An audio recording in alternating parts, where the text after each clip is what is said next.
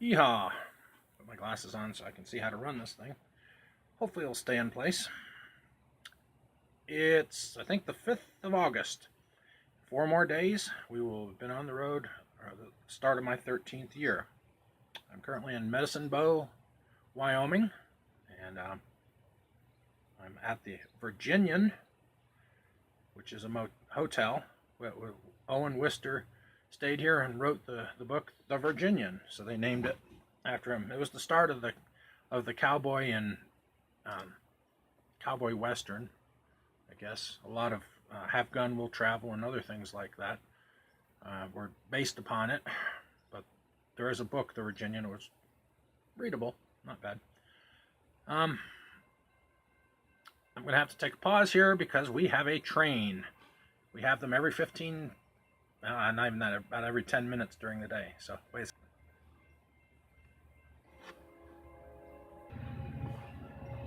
We're back after that brief interruption of a train. So, anyway, this is the start of a series called So You Want to Travel with Horses and Wagon. And I'm going to share just a little bit of what it takes to do this. And I'm not talking about you weekend warriors who go for 2 weeks and think you've done a lot of mileage when you've done 250 miles. What I'm talking about is when you have a heavy wagon, which there is no other type of wagon, actually. Take that back. But when you're traveling, it takes a lot of crap to be out for a long period of time.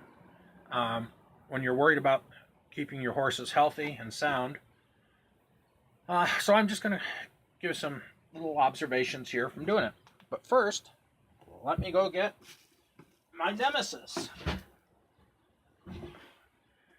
This is an easy boot. It's anything but easy. If it goes on easy, it comes off easy. $100 right here. Now, you think, that's a lot of money for... I could put shoes on for a lot less than that. Okay, let me explain a couple things that you have to realize. Number one, when you put a shoe on a horse, the foot is in a contracted position. In other words, you've got it up in the air and it's contracted. When it steps down, it swells. That swelling, and I'm not going to say any more than that, absorbs the shock. You put a shoe on it, the shock goes up into the leg. Again, I'm not going to say anymore. Look it up. Pete Ramey is a good place to kind of start looking at it. Jamie Jackson is a good place to ignore. So anyway, you have an easy boot. What's the purpose of it? Well, if you're running barefoot, and running is the wrong word, okay? We'll get there in a second.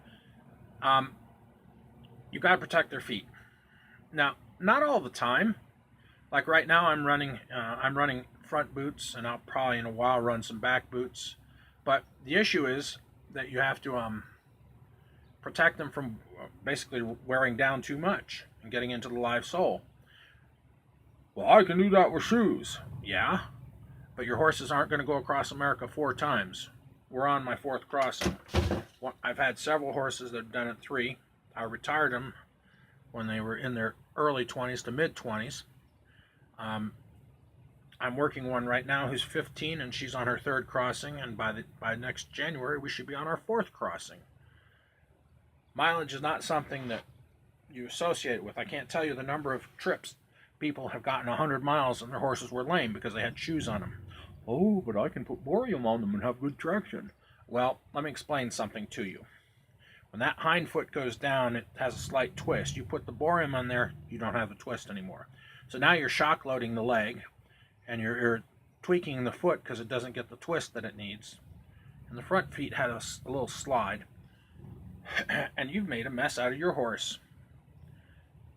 So, really think about it. It's not easy. It's a pain in the ass.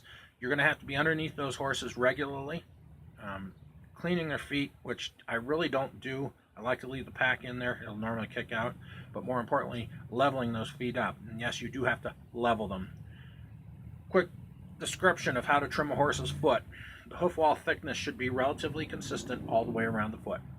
If it's thick on the toe, it's low on the heels, take the toe off. If it's thin on the toe, the heels are high, take the heels off.